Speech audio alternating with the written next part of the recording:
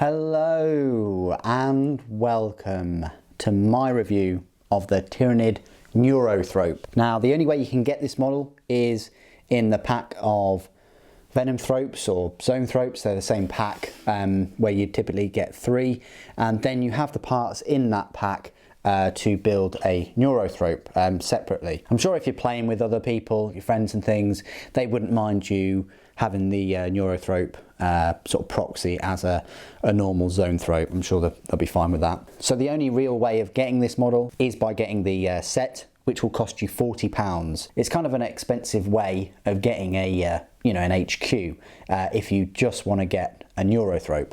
They don't sell these guys separately. I think it's cool that one set you can pretty much build 3 different units. You can build your HQ, this Neurothrope, you can build your Venom Thropes, and you can build the Zone Thropes. But by doing so, it's going to split the unit, and it will mean that the other 2 Zone Thropes, unless you buy another set, you're not going to be able to use them as a unit of 2, unfortunately. As I say, it would be really cool if Games Workshop brought out this model separately, like they do with the Hive Tyrant and even the Broodlord. The Broodlord, which is a monopose model, they have that as a separate unit. If they made this a bit bigger and actually incorporated the Malanthrope into it, maybe you could make both of them.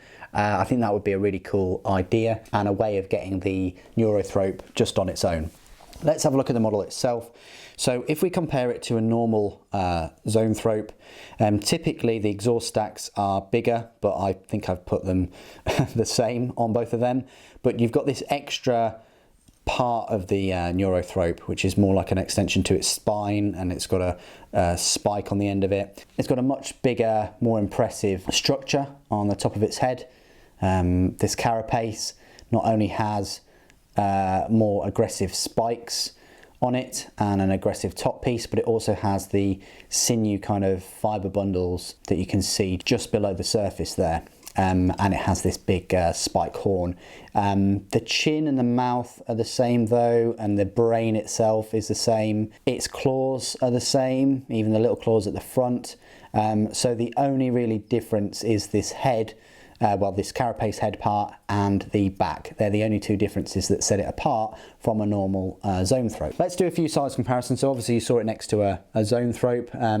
It's not any much taller, but obviously the bigger head part and this extension of the spine is definitely gives it a bit more presence. Like I said before, would have liked to have a completely separate model kit for it and have it sort of double the size. And compare it to a Tyrannid Hive Prime. I'm going to be mainly comparing it to HQ units, so that's that model. And then next to one of my favourite HQ units, the Broodlord. It's a very Gene Stealer specific HQ unit, but just goes to show you the size there. And then we're moving on to much bigger territory with the larger HQ choices. So we have a Hive Tyrant or a flying Hive Tyrant. Much bigger here, especially with the wings, much more of a presence. And then further still, I don't have a Tervigon. The only 2 HQ choices now missing from this lineup is the Tervigon, which basically is birthing out the Termagants every turn. I haven't built Old One Eye yet, and I don't have a Swarmlord. So it's just the Swarmlord, the Tervigon, I suppose, and Old One Eye. To stand in for a Tervigon, I've just got a Tyrannofex. So it just gives you like a bit of a size comparison between all the main HQ units. The Swarmlord's going to be a similar size to the Hive Tyrant, and Old One Eye is going to be smaller than the Tervigon or Tyrannofex in this case. So they're your big HQ units choices in the Tyrannid army. And just a bit of a size comparison with the Zone Thrope. They all do different things and they're all better at some things more than others, but I thought that'd be useful. Now I'll just compare it to a couple of Imperial models. So next to a Mini Marine or standard Space Marine. So it's, very much taller, more presence than a normal Space Marine. Next to a Primaris. Again, Primaris is probably 2.5 times shorter, maybe even 3 times shorter than a Neurothrope. And then, just because I've got it round here, is a Dreadnought. Dreadnoughts used to be pretty big, but it towers over a Dreadnought. Dreadnought's probably, it's more than half the size of the Neurothrope, but the Neurothrope, yeah, especially with that tail, towers above a normal Dreadnought. Okay then, so this is the part of my review where I'll talk about all the rules of the Neurothrope. So as I've said already, the Neurothrope is an HQ choice for the Tyranid force. It is the cheapest HQ choice in terms of power, points cost, and the cheapest in points as well. Its power points cost is a 4, and its normal points in competitive play is 70. So it's very cheap HQ unit, and it's great if you want to spend money on bigger creatures or more of the Horde. But I suppose if you're going for a Horde army, you probably pick a Tervagon, and then the Tervagon will just keep pumping out more and more Termagants. Its movement is 5 inches, so that makes it the slowest HQ unit out of all of them. Tyranid Prime is, Tyranid Warrior, so that's 6-inch movement. Its weapon skill is 4+, its ballistic skill is 3+, its strength is 4, its toughness is 4. It's got 5 wounds though. It's got 1 attack, leadership 9, and a save of 5+. So it's pretty much got the worst stat line out of all of the HQ units. Even a Tyranid Prime has a strength 5 and a toughness 5 and has more wounds and more attacks and even a better leadership. Can you believe it? It's a single model armed with claws and teeth, and the claws and teeth is just the strength of the user. Damage 1, no abilities, but the abilities that the unit does have is it's got Shadow in the Warp and Synapse, so that's great if you want a 70-point unit that just gives the rest of your army Synapse, if you've got a load of instinctive behaviour models around. It's got Spirit Leech. Each time a Neurothrope slays a model using the Smite psychic power, you can heal a wound on a friendly High Fleet Zoanthrope within 6 inches.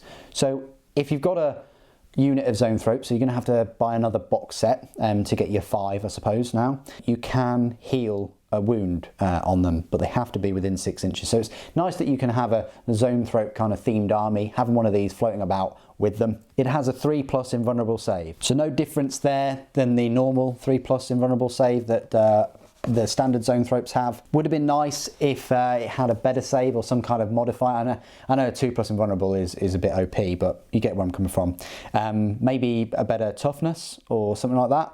But as it stands, it does have the 5 wounds, which is, in fact, 2 wounds better than a normal Zoanthrope, so it makes up for it with that. It has another ability called Warp Siphon. You can re-roll rolls of 1 when taking psychic tests for friendly High Fleet Zoanthrope units within 6 inches of the model. So again, another buff for a Zoanthrope kind of themed army. You can help them re-roll those psychic tests, which will definitely come into handy if you've got a big unit of Zoanthropes and you're pumping out a load of those psychic abilities. Psyker. A Neurothrope can attempt to manifest 2 psychic powers in each friendly psychic phase, but can only attempt to deny 1 psychic power in each enemy psychic phase.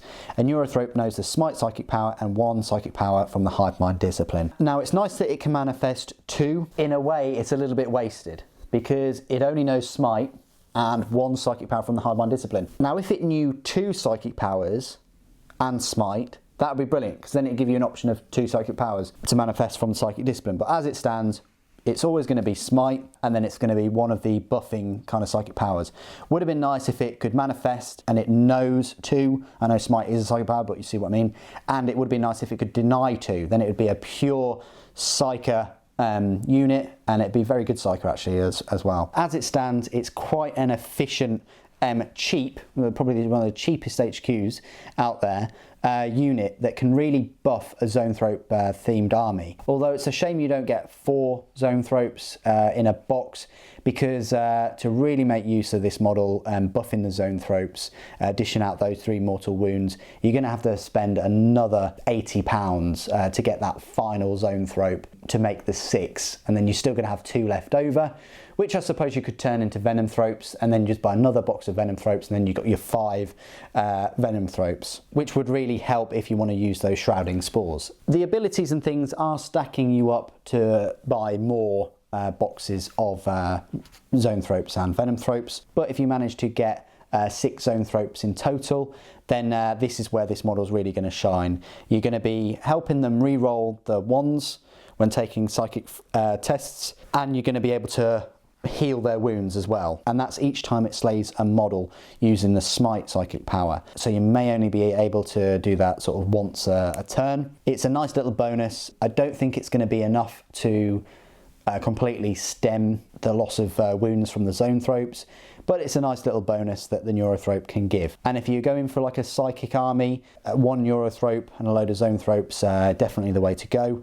You couple them up with a Malanthrope with essentially its Shrouding Spores as well, and you're reducing the attacker's hit roll at that group. And even if they do hit, you've got 3+ invulnerables. You don't really need to worry too much about ranged fire. Psychic powers are a bit simpler and more fun to play with in this 8th edition, although the 8th edition is definitely leaning more towards the Horde armies. So just bear that in mind. If you're building a Tyranid force, you may find yourself a bit outnumbered and not being able to that much damage potential. This, coupled with a few Zonethrope, they're going to have a nice synergy and complement each other. But at the same time, they're going to be able to buff other units as well. And that's all I really wanted to say about the Neurothrope. Do you take one every battle? When was the last time it really surprised you on the battlefield? Please do put it in the comments below. Are you even building a psychic themed Tyranid army? Put it in the comments below. Thank you ever so much for joining me today. Thank you for watching. For the Norn Queen.